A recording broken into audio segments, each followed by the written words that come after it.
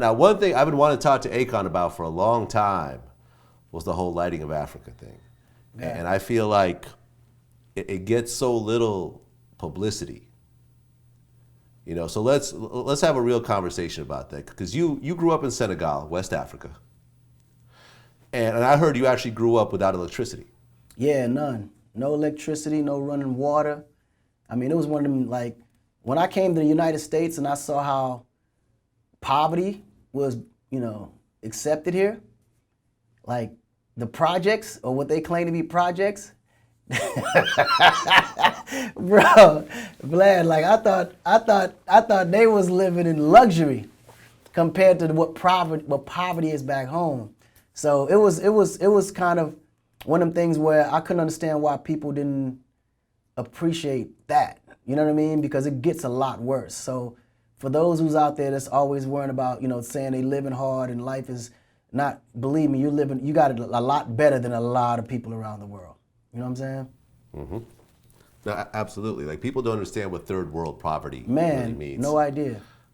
No idea whatsoever. So you literally had no electricity, no running water at all? Like none. So like, for you to get water, you'd have to go somewhere? Yeah, well, the thing is, we got water, but our water came from wells. Like, we had to, you know, walk about a half a mile down and share the well with the community. So we all cooked, washed our clothes, and drank from that same well water. Wow, you washed your clothes and drank from the same well. That's crazy.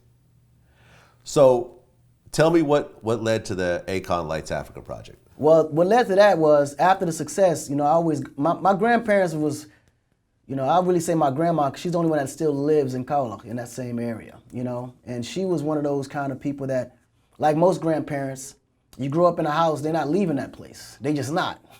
I don't care. You could have a multi-million-dollar mansion waiting for her in the city. She's not going to leave where she's at to go away to the city. Grandparents like to be where they at, where they comfortable with, an environment where they feel, you know, suitable to be at. But I went to go visit my grandma, and when I got there, you know, she's still pretty much, every time I want to come and try to upgrade her. You know what I mean? But she would never take it. She would never allow me to do anything. She want everything the way it is, because this is what she used to. And one day I said, Mom, I'm not coming to visit you no more. You got at least let me put some electricity in this house. Because there's no way we're in 2010 and there's no electricity in your area. So I said, if anything, if my grandma would probably be the only one with electricity in this area. Come to find out, the grid was so far out that even if I don't care how much money I had, there was no way I could bring electricity to her. You know what I mean? So at that moment, that's when I said, okay, something got to be done about this. There has to be a solution, because now it's not just about my grandma. Everybody in certain rural parts of Africa are experiencing the same thing. You know what I mean? Like, they ain't got no electricity whatsoever. And as you know, without electricity, you can't even begin to develop a country, let alone your own home. You know what I'm saying? So we got to the point where I was like, okay, I just want to figure this out. So I got with a couple partners, you know, billionaire partners of mine that I made friends with throughout my career, and I wanted to build some power plants throughout it, you know, like 5 power plants in all the major areas in Africa that those countries can actually share that power plant. And I also looked at it like a business, because this would be my retirement at the same time too. So as I was getting all the investors together, I started to run into a lot of the politics and energy and oil and all this other craziness, and I started to realize how deep it was, because this is the kind of business that actually starts real wars. So the politics was a little heavier than I expected, you know, and I just started feeling like it was some things happening around me that ain't supposed to be happening. You know? like what do you mean? Do you mean like? I mean, think about it. Like, certain people's in power were in that point and to keep people poor? Is that what you're kind of saying? Nah, I don't think it keeps people poor, because actually extending the grid actually makes them richer. But the resources wouldn't allow it because of politics specifically. Certain parts of the country being ran by certain countries and dealing with the oil and the allocation of that oil to who it's going to and so on and so forth. So me building power plants in certain parts would mean that I would have to allocate a certain portion of that oil to keep that fuel burning. So that's when I get into the political aspect that I don't understand well enough. You follow what I'm saying? But to make a long story short, it was just too complicated for me to be dealing with. You know what I'm saying? I'm just an entertainer. I'm just trying to help, and I don't want to get myself caught into some things that I can't get myself out of. you know. So I said, let me find another solution. And that's when I realized that it was mad other renewable solutions that can actually work. But my thing was, which solution would work out best for me that I could scale for, you know, for all of Africa? Because I wanted to just get all the rural areas specifically where, you know, the major oil companies aren't concentrating in. And plus, these are the areas where the most people need it anyway. And that's when we came with the solution to do solar energy throughout, you know, all the major rural areas. So I went to China, met up with some friends over there, got with some manufacturers, and then, you know, aligned myself with one of the biggest companies in China that's owned by the Chinese government that manufactures solar, you know, plants and solar, you know, lights and all the solar facilities and things of that nature that we could use to cascade back in Africa. Now, the advantages was, and this is what led me to go to China, because China had built a full solar ecosystem for Europe and America. But when Bush was in power, Bush created a 200% tax on all solar or all solar related renewable energy coming into America. And mainly he did it because he had his agenda was in the oil. He needed the oil to keep burning, right? So anything renewable he wanted to keep away because it affected the money, the business. So he created a 200% tax on all solar coming from China into America. So all that investment, those billions of dollars of investment that China put into this, and they couldn't use it, was just sitting in factories and sitting in China, couldn't be used. So I took advantage of that and went down to China and to partner with some of those companies that couldn't use all that, you know, investment that they already put for Europe and America. And I asked them to be able to apply that into Africa. So they gave me $1 billion credit line to start my project. And that's how it all started. They gave you $1 billion credit line to light up Africa. How did that feel? At first I was like, $1 billion? Oh, that's, I'm rich. Then I realized $1 billion ain't shit for what I'm trying to do. Right, because you're talking about continent. You're not even talking about a city. Exactly. So we had to prove what we could do with just that $1 billion credit line. So our goal was to electrify 1 million homes within the end of the year. And come to find out, the need of it was so vast, and the kind of contracts and programs that we created was so needed. The governments accepted us perfectly. So we did partnerships with all the government there, did PPPs, and then ultimately we ended up doing. Now we're in like 15 countries in less than 3 years. Okay, so 15 countries in Africa. Do you remember which countries?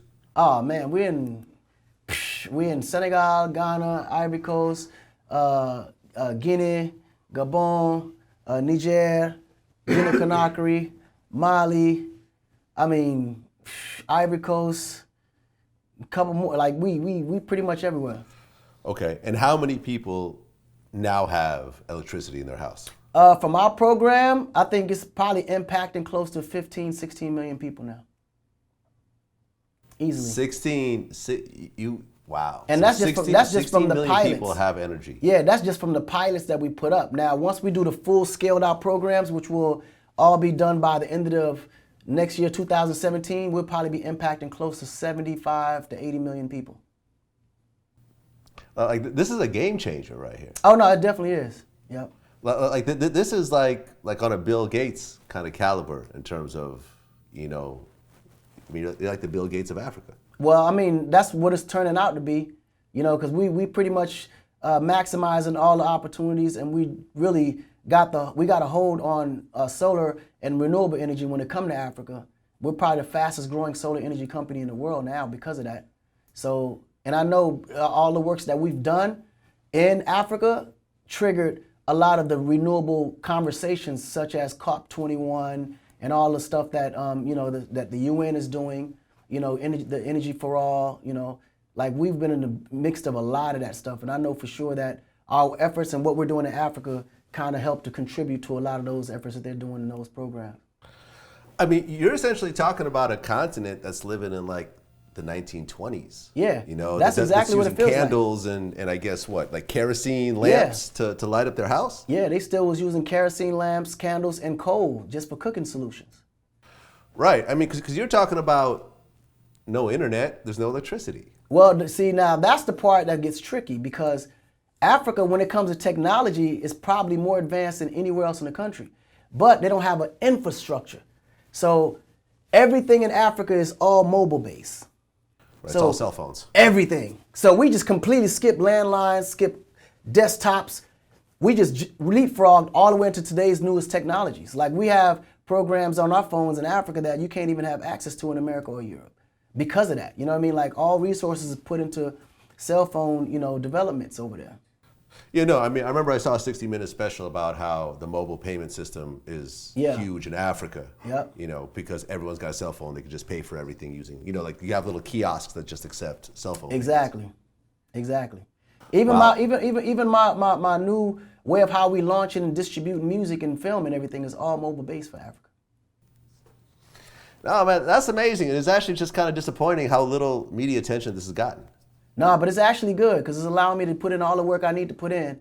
And then, because believe it or not, had I got all the media attention before I got up and running, I probably wouldn't have been up and running. Then it's growing. And it's only growing faster and faster. And I'm glad it happened the way it did because it wasn't like the media blew it up. It was blown up from real work, real solutions and a plan that actually exists that's proven to work in Africa. That's amazing, man. Yeah. That's amazing. And it's like you'll probably be known more for that than for your music. And that's what I want. Because I always felt like music was always a vehicle for me to do what I was here to do. You know what I'm saying? I always feel like everybody's here as, has a purpose for why they do what they do or why they're here. But I always feel like music was always that vehicle for me to become whatever it is in life God wanted me to become, Yeah, and I mean, it's usually when you see people like this that make these type of impacts, they come from rich families and whatever else. Like you were a poor Senegalese kid growing up in a house with no electricity, and now you're lighting up 75 million homes in Africa. That's just mind-blowing. Yeah, it is crazy. I never thought in my wildest dreams that I'd be involved in energy. I ain't know nothing about energy 5 years ago. Yeah. Like nothing. I was completely, you know what I'm saying? Like, yeah. Amazing. Now, I remember you had an interview a while back, and you said that America was never built for black people. Mm-hmm. Can you explain that? I mean, it's just simple. We weren't. I mean, you gotta understand, black people were shipped here. It ain't like they chose to be here. Trust me, hadn't they not been brought here, they wouldn't be here. They'd be in Africa right now, and this world probably be totally different as far as what happens. America probably wouldn't exist. The way I see it is, it hurts me and pains me a lot that, African Americans constantly complain about how they're being treated in America and how the laws ain't fair and how it don't fit the minorities when they actually can always just go back home. It's literally as simple as, okay, cool, let me buy a plane ticket and see what opportunities is waiting for me back home in Africa. Like they want to do it. But the problem is they've been brainwashed to an extent to where Africa is just almost not even an option. Like you mentioned Africa in the hood, niggas will start shaking. They so afraid because they don't know. Like they have no idea what, Africa has to offer, what the situations come from. So this is why I concentrate a lot of my business even in Africa, because I want them to see the success that comes from Africa and the opportunities that exist in Africa and all these things that being done successfully in America. Africa's wide open to build a platform like that for yourself without no competition. Matter of fact, you will get not only support, but you'll also get, investors that will come on board. Like Africa has, it's probably not only rich in resources, but even rich in capital. It just, because there's no infrastructure system, there's no money count, because these guys carry cash. Majority of my shows, I got more money in Africa just from concerts and music related stuff than I've got in all of the world put together.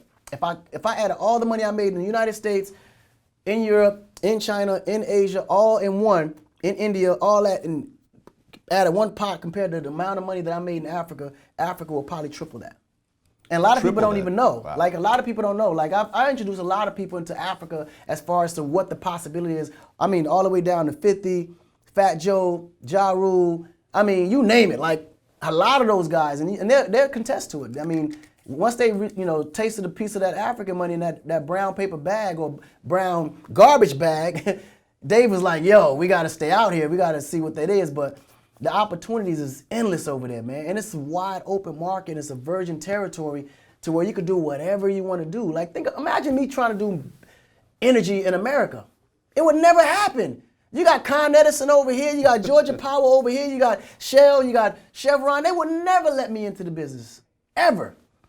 But I'm in Africa now, and I'm competing with people like Shell, competing with people like Chevron, competing. And not only that, but they got to the point where they just said, you know what? Let's just partner with them, and let's see what we can build together. You know, so that's how open it is. Like even their mentality or how they do business in Europe and America is different from how they do it in Africa, because in Africa it's so open and there's so much money to be made and so much opportunity to be used and shared that there's no biasness. You can just come with your raw skill and clearly create what it is you want to create there and be successful at it. But what do you think about the whole situation? Man, my point of view, man, I really feel like they tried to paint a bad picture on my brother and tried to make him look like he was a hater. It was some envy, jealousy type shit, you know what I'm saying? And actuality, you know what I'm saying? Bro been having this shit, man. He been in the condo. I got my hat on and I had my Coke bottles up under my hat. And I'm sitting at the dinner table like an asshole with the hat on, knowing she gonna tell me to take it off. And I'm just sitting there just gawping down, you know, in my zone. She said, take that goddamn hat off at the dinner table. I'm like, come on, Mom. Coke everywhere.